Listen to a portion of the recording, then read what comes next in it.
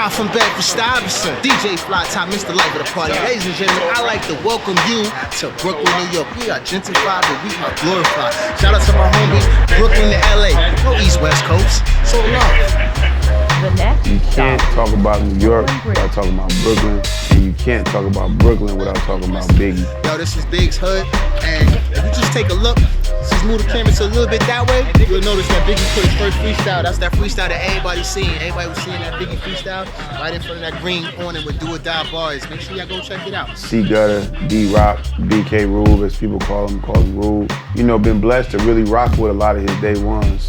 These are living legends. When we went to Brooklyn, we had to call our brother, Rube, who's a Brooklyn native. Shot the other one. Yo, bro, you look like a real tourist right now, man. Man, what the? Brooklyn everywhere. Hey, I'm making it known, bro. I owe a lot of our success to our business strategy. And I got to give that credit to my business partner, Fahim Muhammad, as far as the properties that we buy. They're in our communities, which are considered the most dangerous communities. As students of the Honorable Minister Louis Farrakhan, we followed his example, and he was in the streets. And he always taught us, don't be afraid of your people, love your people. We've been striving to follow that example. So when we pick a property, we go in the hood. You know, if it's where we grew up, we know it. If we don't know the hood, we call somebody who do, and we go right there. You go down there, it's Notion Avenue, we call that NA Rock. A lot of people wouldn't come through there. Yeah. Because you know, if you ain't from the neighborhood and you're facing, you wouldn't walk through there. So it was like Nostrand Avenue. We have Bedford Avenue, where it's like the older dudes and more chill, but it's the same kind of concept they had, just got a little older. OGB, that's like 50 grand in invested, so he just passed away like a month ago. That was Big first DJ. It looked like this, but it was just like little black kids running around the streets all day. Yeah, that vibrancy, that life, it ain't here. You know what I'm saying? Like having neighborhoods with children playing, and even having a park right there that like lets you know it's made for families. Right. You know what I'm saying? Right. That ain't this no more. You know, I grew up in Oakland and St. Louis, and that's how I feel about going to the hoods. Yeah, it's like nothing. There's no, the people ain't there, either dead or in jail. Energy ain't there, nobody live there. There's no landmarks that like represent my childhood that's still in existence. Right. We were able to not only go into Brooklyn and go into Bed-Stuy where they grew up and see the communities that they grew up in, we were able to look at the effect that us not being involved in real estate in those communities has taken. Like, yo, just think about if niggas would have knew about flipping the houses shit back in the days. Them joints like crackheads was selling their house. Man. Split up. Nah, that's a fact. Motherfuckers don't want to share no information. Like the older motherfuckers that was getting money, that was buying buildings, they wasn't telling none of us to go buy no buildings. They was keeping all that information themselves, buying all the buildings, and then they get caught by the feds, and the feds take all their shit. That's what I was saying, the people that had them, they got taken from them. I went to Europe with my pops at 14, 15. I experienced a lot of shit that the average motherfucker in the hood didn't experience. But once you get trapped by not being able to get out and go places and learn more shit, then you're gonna get stuck with what you stuck with. I think Brooklyn is a case study, you know, as far as how gentrification can be used to affect our community in a negative way. Because it's not a bad word, but gentrification can have a negative effect on the community if you don't have a hand on the gentrification process. Now we were talking about the strategy of Europeans or others outside of our community coming in and just buying property. You know anything about that movement when they was just coming in buying it? Or did we ever own these properties? Nah. Motherfuckers own a lot of buildings around. Word. Like once the crack era got bad, rhetoric isn't matched. A lot of people were scared. So they thought they was gonna go down south somewhere. The president's plan's not. And it was gonna all change. But they was moving from here to another hood. And the funny thing is all the people that we know that moved down south ain't doing that well. Ain't doing better, Or come back. Try to come back, When they got that lump sum of money, they was out. Well, that nigga on Friday say got that check, I was gone. They ain't understand the power of ownership.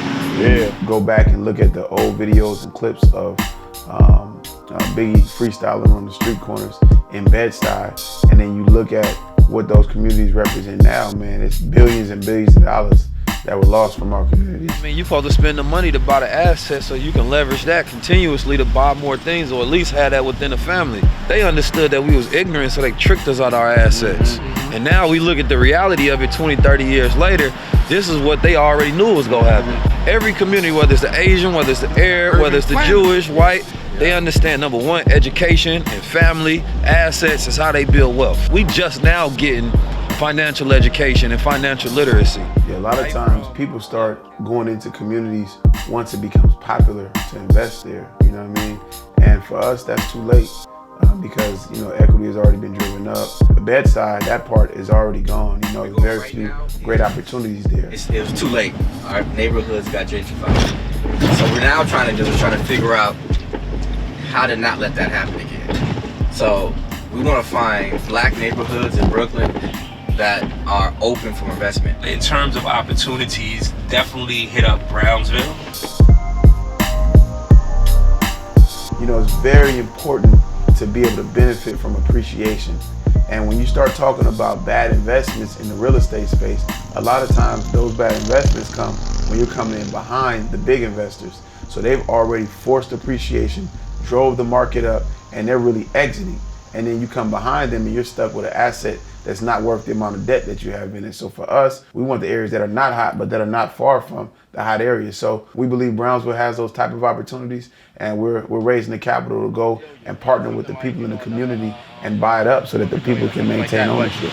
$1.5 billion, a little over that, is spent on this corridor in the poorest community in Brooklyn. 99% of the businesses that's here are owners that don't live in this community. Damn. So I'm glad you asked that question, because that's the third part of me telling you that $1.5 billion is spent on this strip, right? Annually, no matter what. Now, we talk about what it looks like to build up a community, and a lot of that has to do with whatever you make in the community, you keep in the community. And then if you're employed in your community, you make even more money because you don't have to spend money on transportation. When all of the money leaves the community at the end of the year, and then it's gonna turn around and do the same thing again the next year. This community has looked like this since somewhere around the 1950s. So Central Brooklyn Economic Development Corporation, led by LaShawn Allen Muhammad, is actually changing that paradigm. And a lot of it has to do with what do we think, what did we find out, and what we're going to do about what we found out. Is it black owned? Central Brooklyn is a nonprofit, so you can't own a nonprofit, but is it black operated? It's black operated. It's always been black operated since it was first started. So what we're about is, we're a real estate company. These are our partners, the people you see here. We have a fund, SEC qualified, meaning we can raise investments from the general public. We don't need accredited money. We all know the similar story of our people. It's the same everywhere. So we hooked up with our brothers, and he was showing us Brooklyn, and we was like, damn, man, what area in New York can we help in? What area can we take this fund, raise some money, and help put, you know, our communities back in the hands the way it should be? You're already on this mission, so we want to see how can we align ourselves, how can we partner with you? I can answer that question easily. Boom, let's do it. All right. So walking through Brownsville was dope, but you know, I did get a little upset just to see the condition of our people, to see the community we live in, and to realize that we don't own any of those buildings. It's an eye-opener that shows you why we're in the condition we're in, because the people who own it don't live there. They take all the money and take it out of the community and leave it in the condition it's in. We did speak about crowdfunding, right? Yes. Which is difficult to actually do. Very. But it's one of the most important things that Barack Obama did in his presidency, right? So I don't care how nobody feel about Barack Obama. I don't care if you say he did nothing or whatever. It may not be true. None of that matters to me. What matters to me is the Jobs Act. The Jobs Act. Because the Jobs Act allowed us to create what investment looks like for us. We just don't use it. But I'm glad you used it. Really?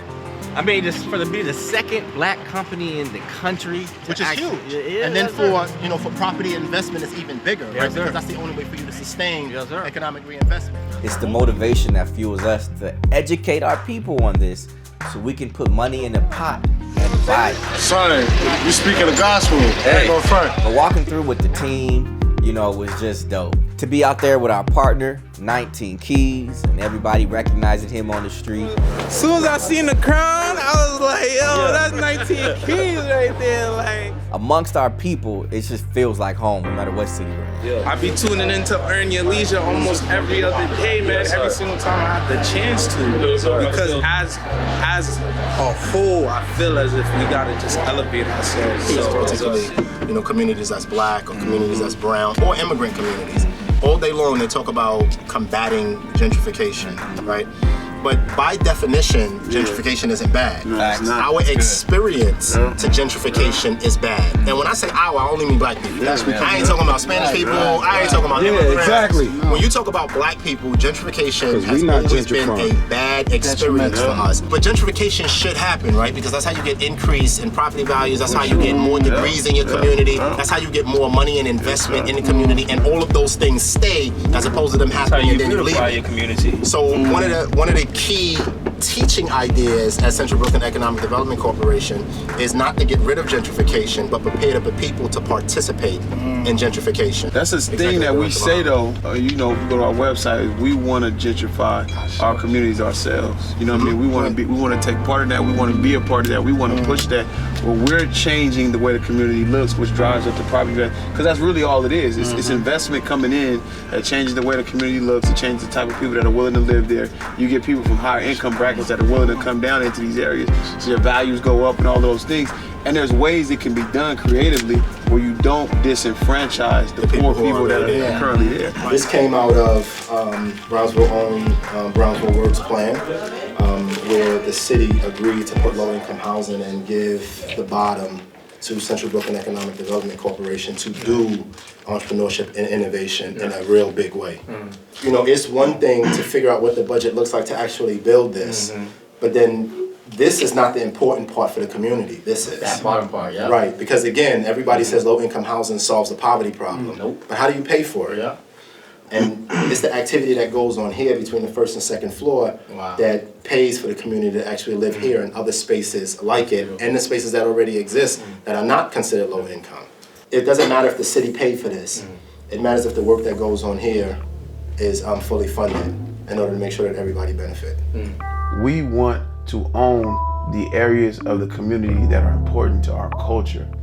Our culture has been owned by people outside of our community for so long, and there's been a number of real estate funds. With this fund, we're focused on areas that are important to the culture. That's why when you see us, we're not just in Los Angeles, we're in Leimert Park. When you see us, we're not just in New York, we're in Bed-Stuy, Brownsville. When we're traveling and going into these places, these are places that have been historical landmarks and monumental areas that potentially could be taken over by people that don't look or feel or care anything about the culture or the community. So for us, having a fund is important, making profitability is important, but owning our culture is everything. That's what the OASIS Fund is about. That's why we're raising capital. We're going to buy our communities, improve our communities, create jobs in the process, and give returns back to our investors.